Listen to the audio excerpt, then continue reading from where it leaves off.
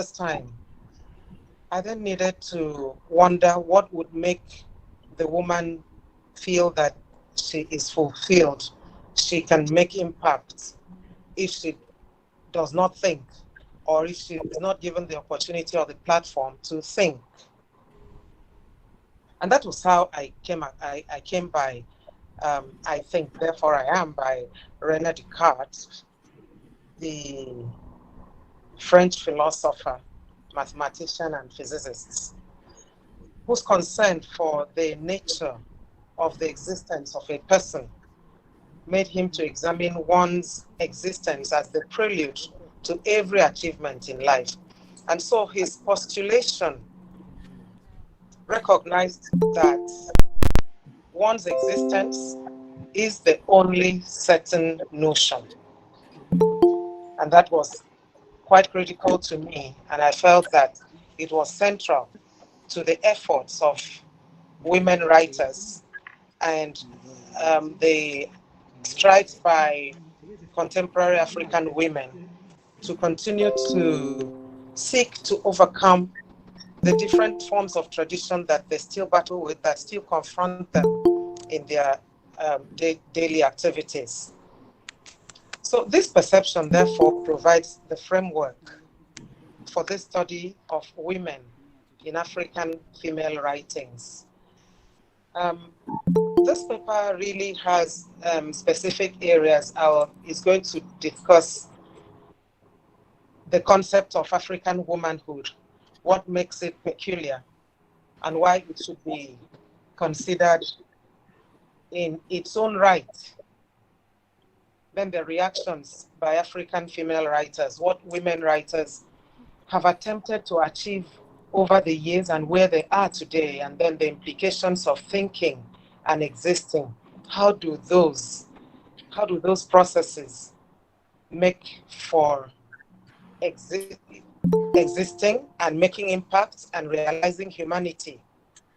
Because in doing any of those, they are confronting tradition. And we know that tradition is really one omnibus entity that African women are continually battling with. So this paper addresses issues arising from such questions as: how can African women effectively make their impact felt in patriarchy-propelled societies?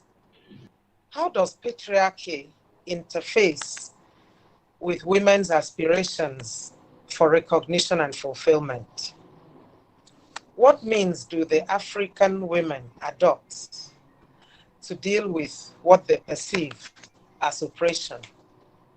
How do female images in writings by women reflect women's new propensities that generate new identities? Because we feel that the new identities would then show that they have been able to overcome the specific aspects of tradition. And in what ways do African women's writings reverse or debunk hitherto female stereotypes? By what means do the women demonstrate their self-off or search for freedom? The above are some of the questions that guide our examination of the contemporary African woman's management of the burden of tradition that continues to clog her and encumber her survival efforts. This paper is situated within the theory of Stewarnism. And this theory underscores the need for women to think so as to contribute to the family and society. Stewarnism is obtained from the expression that social transformation should include women in Africa, where social transformation cannot be complete or credible when women are not included. It focuses on the structures that oppress women and examines the way women react to these institutionalized structures. This theory sensitizes women to interrogate the ways they have internalized patriarchy and endorsed its values. So, the main reason for this paper is to evolve the African woman's values so as to establish a credible identity and poetics that are peculiarly theirs. So let us consider the concept of African womanhood. African womanhood is an intricate phenomenon traceable from pre-colonial or pre-literate times, and it is better conceptualized within the perspective of gender as perceived in Africa and articulated by Femi. I want to make a quotation here within which we can situate this personality. And it says that man constitutes the majority and women the minority. And minority should be contemplated in the sense of dominated, disadvantaged, exploited, excluded. Women must keep quiet when men are talking. Woman is woman, mother, childbearer, supporter of man. If woman talks too much, she is considered uncouth, uncivilized. If she is educated, she is classified as a world specimen. So you see, there are categories of women, and it's also visible that each category has its peculiar stereotypes. So even where the woman is educated, there are still stereotypes that would from the scheme of events in the family and in the society. So from this background, the African woman seems to be a pawn that is manipulated by tradition and regulated by men. And we know that men in Africa are the self-acclaimed custodians and implementers of tradition. And of course, in those revered positions, women are expected to accept everything they do and say and actually wait for them to think for the women before they, even if the matters relate to the women exclusively, as we will see in several of the literary works that this paper examines in a moment. Tradition in Africa is accorded credence by patriarchy, which is the model for actions, beliefs, and practices. Underlying patriarchy is the configuration of the society to capture the quintessential rationality of gender roles and positions. So in African realities, we know that the two genders have their roles and their positions. And we're going to see as we discuss how those applied in pre-colonial times and then the colonial period and the contemporary, the post-colonial period.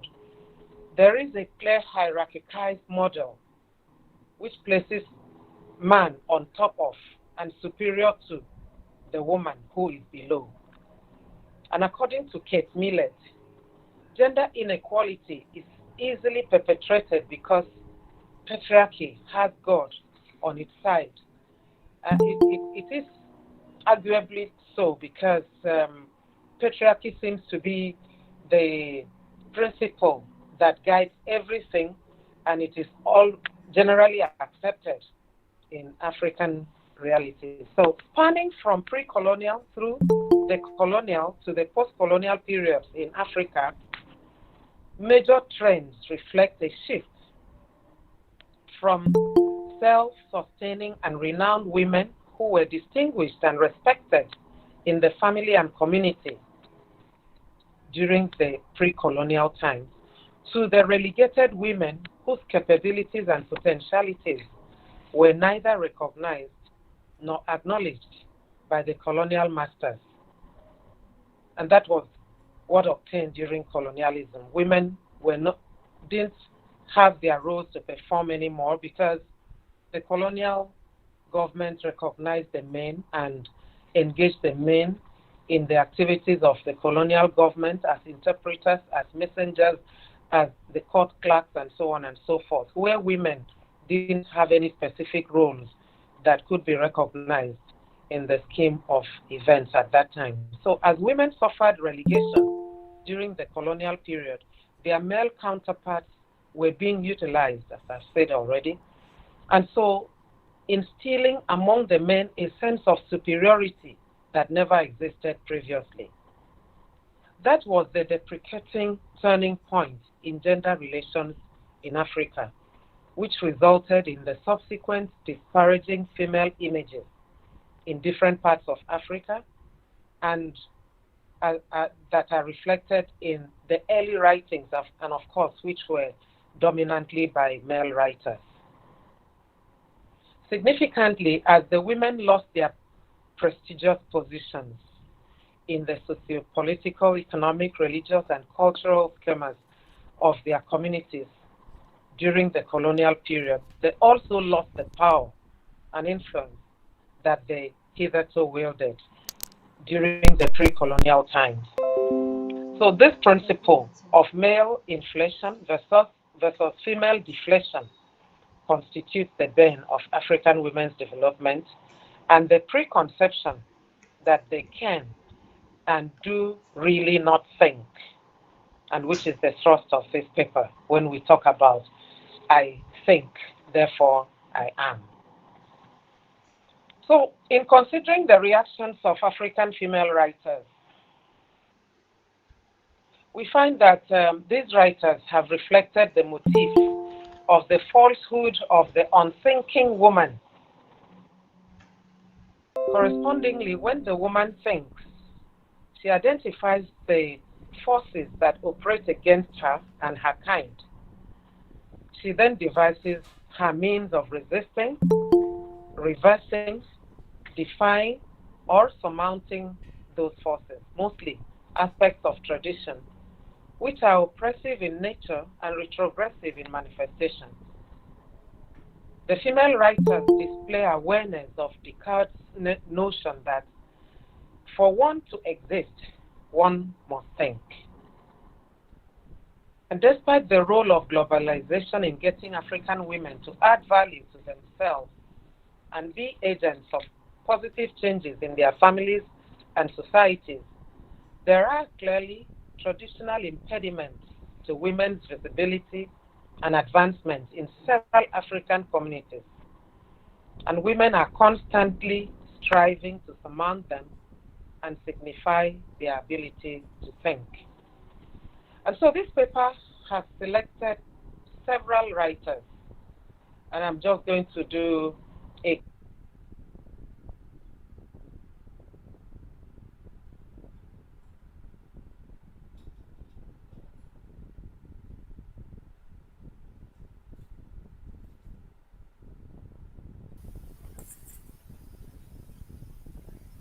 Dr. Ruko, please switch on your microphone.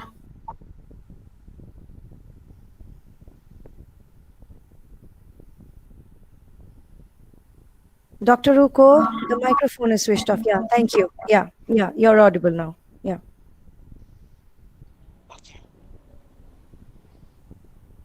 I don't know the last thing you heard, but I said that this paper has selected several women writers, African women writers, to show how they have got their female characters to deal with the aspects of tradition that set them back and which they have to work on to be able to show that they think as a means of survival.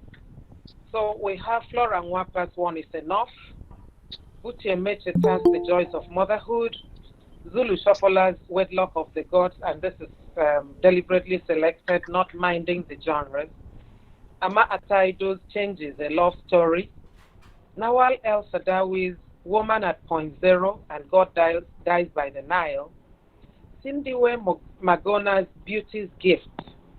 Neshani Andres's The Purple Violet of Oshanto. Zainab Alkali's Invisible Borders, and Chimamanda Ngozi Adichie's Purple Hibiscus. And what the thread that runs across these different books, literary works, is prominently the efforts of the female characters to deal with the retrogressive forces around them. We see in One Is Enough how Amaka, who is regarded as childless, is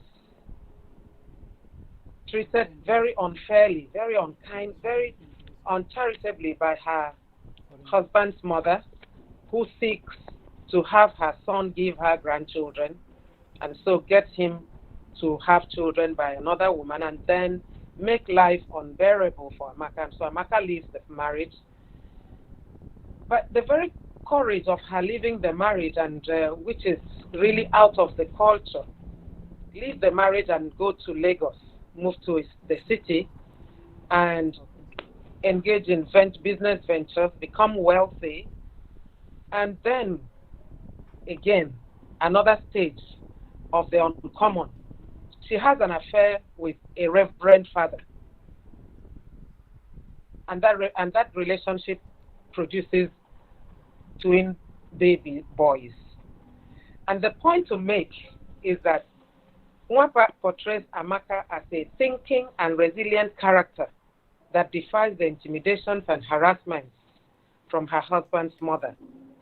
We also see in Buche Metuta's The Joys of Motherhood, Adaku, the second wife of Naife, who, quite differently from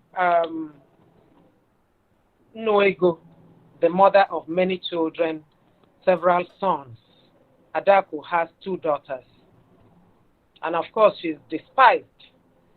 She is treated with a lot of contempt because she has not made provision for the lineage to continue beyond that point by not having any son. And so what happens is that Adaku considers that she really has no place in that family, not having a son. And so she leaves the marriage with her daughters, her 2 daughters.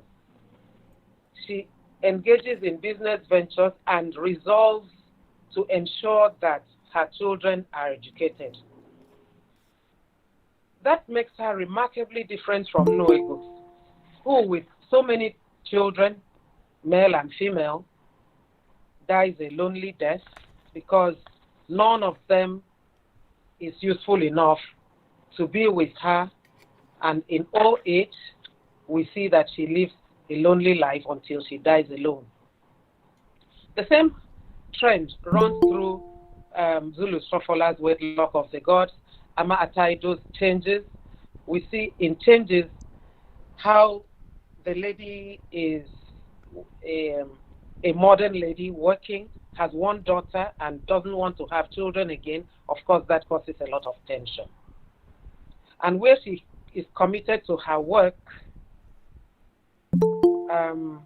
that seems to be an affront to her husband, who really requires her to be a wife. And so by trying to impose his manhood, masculinity on her, and there he is forcefully making love to her, and an act which she describes as marital rape, and which leads to her seeking and obtaining a divorce, and so on and so forth. What it means is that she recognizes that rape is not a crime of lust, it is a crime of violence. A rapist's motive is not sexual gratification, it is to degrade and control or humiliate the victim.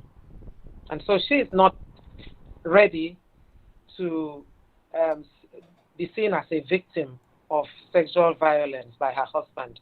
And she also is opposed to the belief, which is widespread among Africans, that sex is something a husband obtains from his wife as his right, anytime and at his convenience. And that is where the difference lies. Because by thinking and realizing herself as an entity that has her target to achieve, she has her her own mindset and would not want to be in a position where the man does whatever he likes with her at any time she is not ready for it. In Nawal El-Saadawi's Woman at Point Zero, we find that the female character, the prominent character, Firdaus, suffers deprivation as a young child, a young girl, suffers rape, and is made to forcefully get married to a man that is over 60 years old, while she's only 19, and all of these push her into prostitution. The fact of the selection of Woman at Point Zero is that at 25, Firdaus sets for herself a mode of survival that enables her to think for herself. It is only from this point that as an independent prostitute, she truly exists, where she sets herself up. She employs a chef, she rents an apartment for herself and seeks respectability and identifies what she wants. And she declares, and I quote, "I was able to convince myself that I had chosen that life of my own free will. My insistence on remaining a prostitute proved to me this was my choice and that I had some freedom." So you see, the sense of freedom is from her ability to decide for herself the specific way of life that she wants to lead. If we leave these areas and go to Sindiwe Magona in South Africa, Beauty's Gift, where Beauty dies of HIV/AIDS, which she contrasts from her promiscuous husband, the central message she sends to her friends is, don't die a stupid death like I am doing. Live. Live till every hair on your head turns gray. Earn your wrinkles and enjoy them. Tell yourself you have survived. Don't die. This message arises from the problem that the women suffer from the promiscuous lives of their husbands. A very pervasive problem in the society. And what we see is that women, her friends, Beauty's friends, refuse to sleep with their husbands until each of them would undergo the HIV test. So those who underwent the test could stay on in the marriage, but those who refused to had their marriages broken because the wife decided to leave the marriage because they want to leave. And that makes the point about thinking to be able to exist. It is what goes on in several writings by contemporary women writers, which we find among the very significant ones, Chimamanda Ngozi Adichie's Purple Hibiscus, where Beatrice Achike endures brutality from her renowned entrepreneur and ardent Catholic husband, Eugene, who is very difficult to deal with because of his high-handedness and so on. And so we find that in his wife's silence, inability to talk, because he has dominated her to the very ends of her humanity, she then shows that she thinks and that she has a target for her life and the children, where then she decides to poison his tea and to get him out of their way. That seems to indicate the very extreme of what the woman would want to do to show that she can think and that she really wants to exist. Exist in a way that shows her humanity, far beyond what the man thinks he can do for her or can think of for her. The same applies in Nawal El-Saadawi's God Dies by the Nile, and this will be the last, where we find the woman, the impoverished Zakia, use her hoe to hit the mayor and kill him.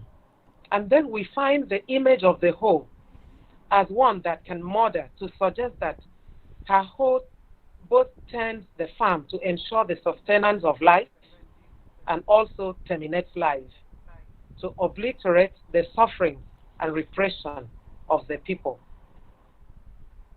These are very significant landmarks in the writings of women to indicate that they can think because they desire to exist. And when they exist, it shows also, it signifies their ability to surmount the vestiges, the different aspects of tradition that still confront them and impede their well-being. Now, the implications of thinking and existing evidently seeks to indicate that women should be able to critique the issues around them as well as hitherto accepted norms and trends. These contemporary female writers make the women to project themselves and their capabilities rather than wait for the men around them to do so for them.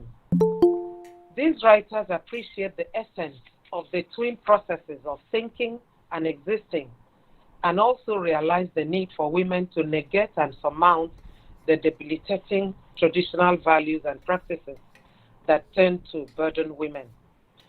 And in conclusion,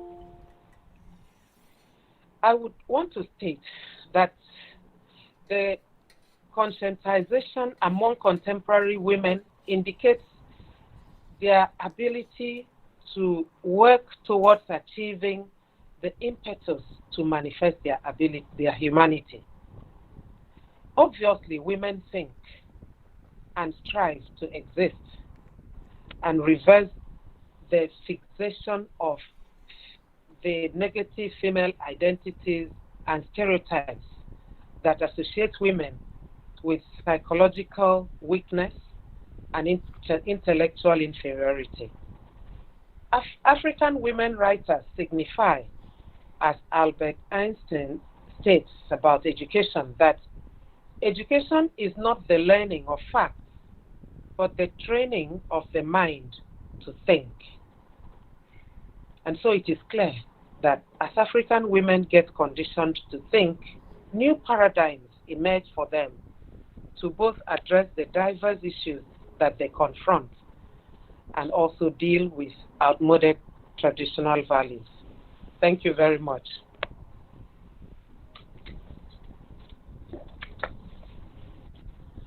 Thank you very much. Chairman, sir, can make his observations.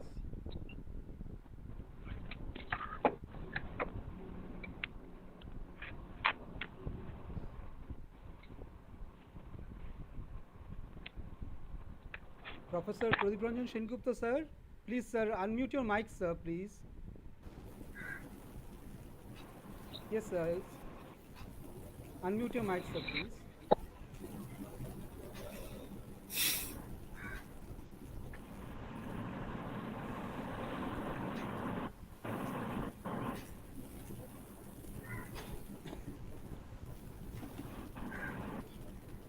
We had an excellent session, Professor Inaugural. The deliberations were really quite nerve-touching, we might say. So you have talked about so many areas about the conditioning of women in society. So we in India well, yes, sir. Sir is back. Am I audible now? Am I audible? Yes, sir. You are audible, sir. Please, yes. Sir. Okay. So, well, once again, Dr. Sir, again disturbance on mic, sir. With connection problem. I don't know. Well, whether it's. Yes, sir. You are audible, sir. Yes. Yes. Continue, Dr. Inaugural, thank you for your excellent paper. And you started with cogito ergo sum. I think, therefore I am. It's so true that, well, it's the thinking that makes a man. And when whether the conditions are congenial for women to think, and well, what's the meaning of existence? Well, physical existence doesn't mean existence at all. Whether that they can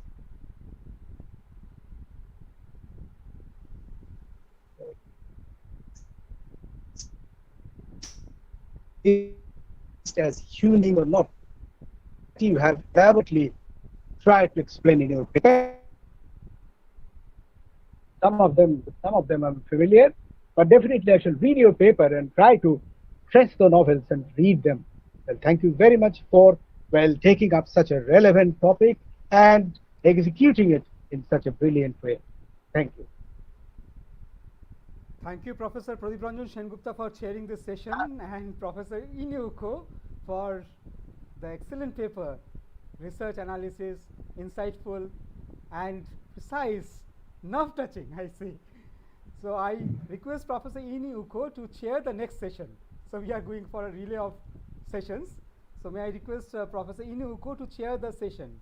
Our next speaker today is Professor Dr. Shati Bhattacharya from Government College of Art and Craft, Kolkata. She is a visiting professor at Alia University. So Professor Shati Bhattacharya will be our next speaker. We will make a short introduction about Shati Bhattacharya. Am I visible? Audible? Yes, madam, you are visible. You are visible, you are audible, and just give me a few minutes to introduce you. She's working as There's nothing more to introduce. Madam, please. This is the only chance we get to introduce you. She's working in the Government College of Art and Craft, Calcutta, Kolkata. That is one of the oldest and the premium institute of art education in India, boasting for a 157-year legacy. The college has been a seat of academic excellence, and she has been contributing a lot in the field of art, history, literature, criticism, interface between art and literature.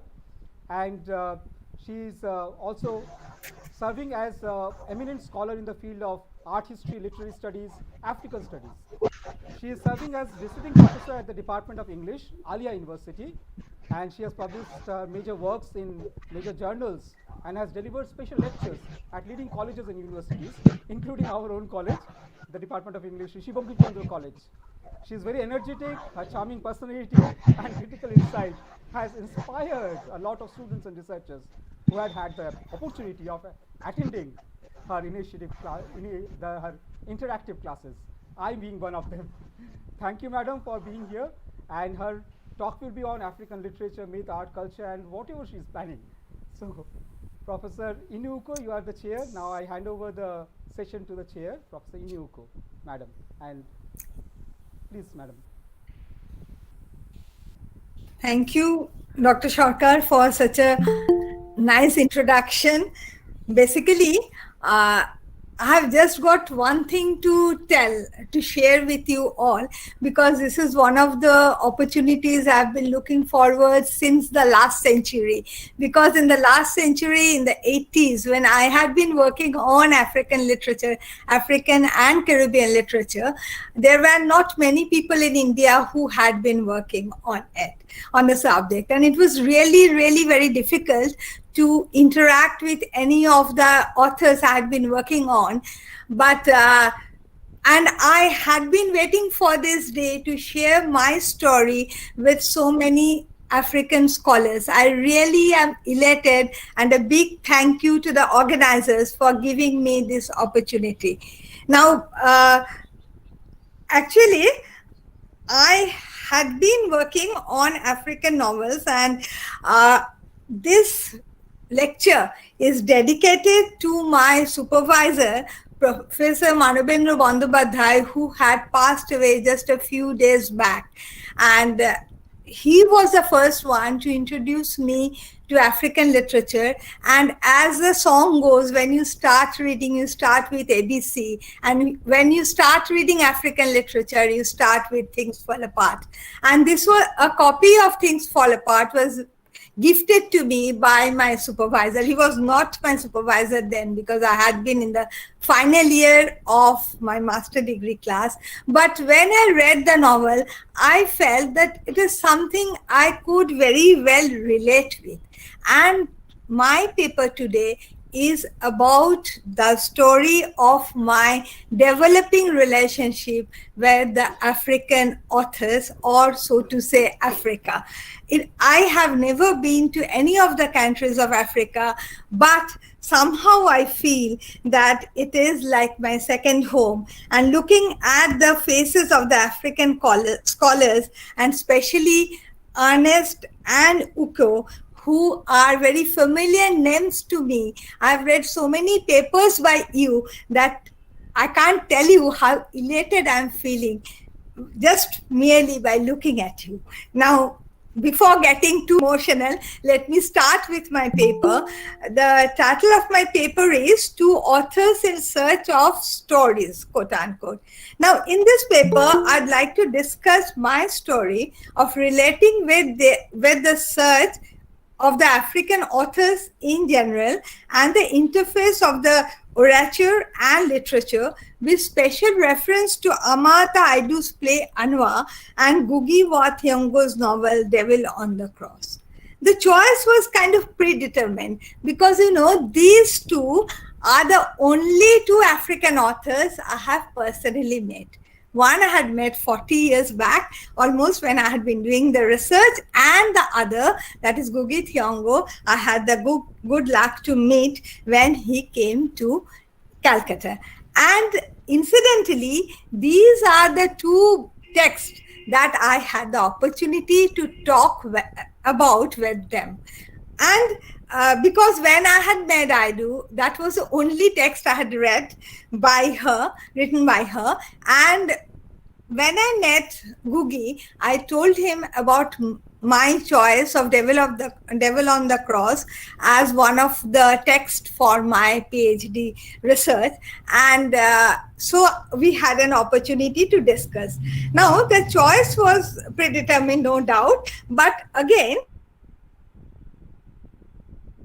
both of these, the play and the novel, are based on folk stories commonly known among the Akan tribes and the Gikyu tribes, respectively, and are about girls, as Yuko had been telling, who dare challenge the social norms and refuse to be exploited, and who could have very well said that we have a mind of our own.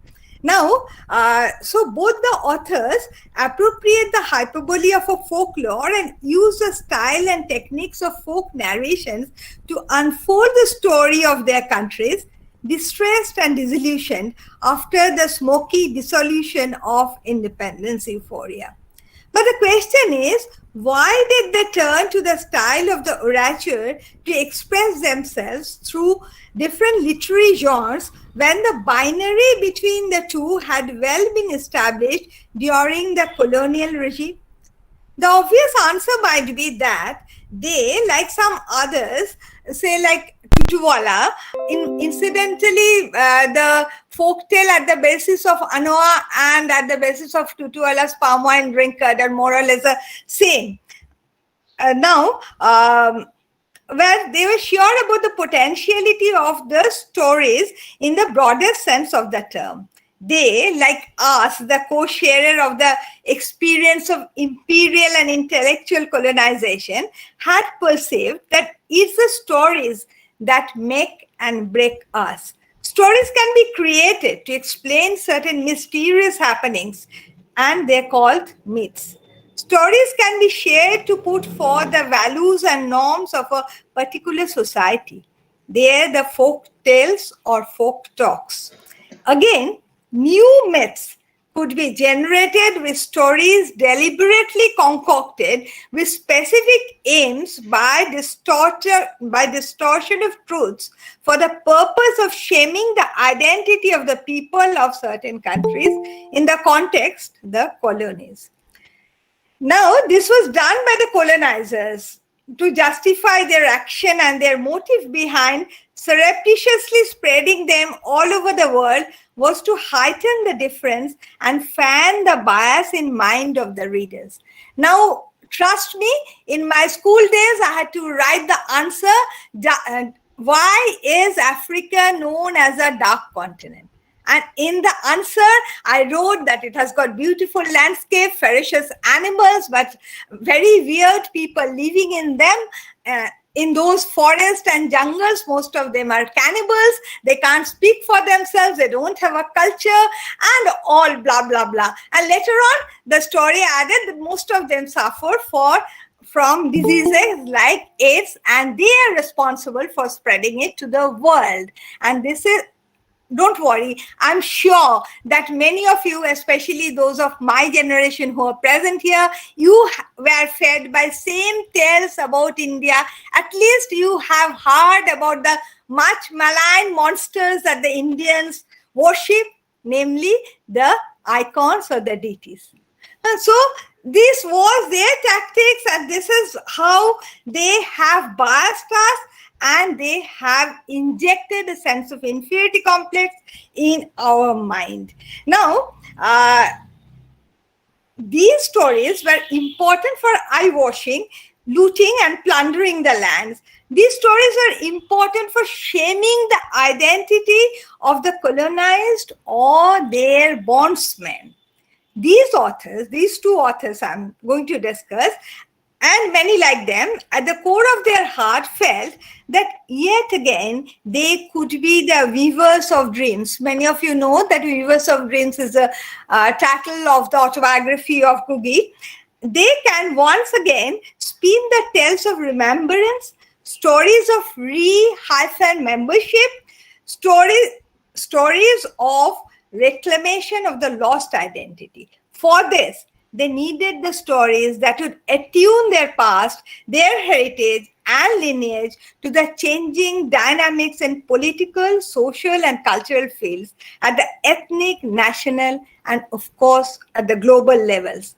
They felt that these are unwelcome yet unavoidable effects of colonial and post-independent neo-colonial situation, but are not clear to the people or the so-called ordinary men, or who are still being oppressed and exploited by their black-skinned, shall I add brown-skinned, rulers sitting at the helm of administrations and ready to hide their faces in white masks or maybe behind white guards. Now, caught in the maze of confusion, the poor, the common, the ass had been trying to find the solution by aping the whites, and even after decades of the precious independence, cannot throw away the shackles colonizing the mind. These two authors, both rebels in their own way, wanted to stand among their people, following the footsteps of the traditional storytellers, the Gikandi players, or the minstrels of the Akan tribes, to share the stories of their woes, the songs of their protest, the dreams of the future. Their recognition of the severity of oppression and disappointments prompted them to opt for the denial of loss and to reconnect to the people with memory. Their aim was to reclaim, to remember the entirety of African population from the disgraceful position of the other. Both Aidu in Ghana and Gugi in Kenya, like Ama, Okot Pibitek, Tabanlo Liaong, and many others from different parts of Africa, make use of the collective memory and links it up to the contemporary problems, not only to the direct effects of colonialism and slavery, but also to memory and transgenerational trauma of displacement, migration, and defamation, the mourning millions have undergone for centuries. In reality, like India, African countries too have thrived on stories, not because of the oral tradition only, but because it was their way of life, or rather their style of dealing with the challenges of life. Now, I here would like to recall a story. We had it once in our syllabus, but this is one of my favorite stories. It's by a Bengali author called S. Wazid Ali. And the story is called Bharatbarsho, that is India. Now, it is about a young man who used to pass by a shop, the kind of shops all of us have seen whether in African countries or in India, there are kind of small shops that has a residing place underneath. The shop is like a stage, and underneath it is a residing place. So whenever this young man used to pass by the shop, he used to see one man sharing the Ramayana stories with his children. Now many years have passed, and again he was passing by that shop and he saw the same man sitting there sharing the same stories. He was shocked. How can it be? So he went and asked the man, how is it possible? So he said, the last time the man you saw was my father, and I was among the children. And now it's me carrying on the tradition and telling the stories to my children. I was then one of the listeners. Now, this shows how these stories have been woven to our existence. And from that position, I think that it was same with the African people also. Now, these oral tradition, ironically enough, have been used as a marker to brand this culture of these African countries as inferior. This is the irony of the whole situation. Now, only in the 60s of the last century, thanks to P.O. Zirimu, that the nature and worth of this tradition and was really evaluated, and the word orature became the part of literary criticism. Now, this art of storytelling captivated the common people and often more than mere narration of, and were often more than mere narration of the events. They were mass dances, which despite being religious in essence, was definitely a source of entertainment to the villagers. They were dialogic in character, and with the help of the songs, dances, music, dramatic narration, and colorful visuals, held in them the powerful interpretative performance. And the most important aspect of the performance is the interaction of the performer and the audience. To quote Ngugi, the carnival takes place in the streets, wherever there seems an open space, and means mass participation. As Amata Aju once told in an interview, she had grown up with the stories, some told by the village storyteller and some by her mother, who had the habit, she calls it strange, of waking up very early, that is around 3 a.m., and telling stories and singing songs to her children, whether they were awake or not. Amata, or the then Christiana Margaret, was always perfectly awake and ready for those stories.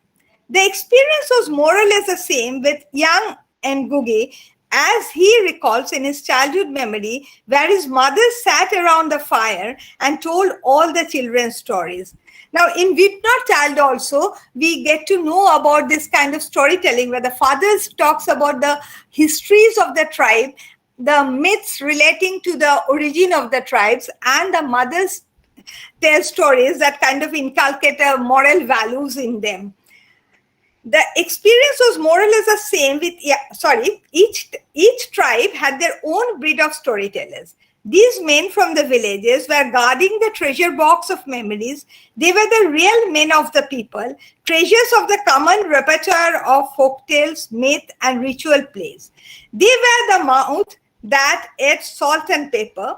Now, I'm not sure what it really means, but I think it denotes the experience and the vision, the mouth that ate salt and pepper, because this is a phrase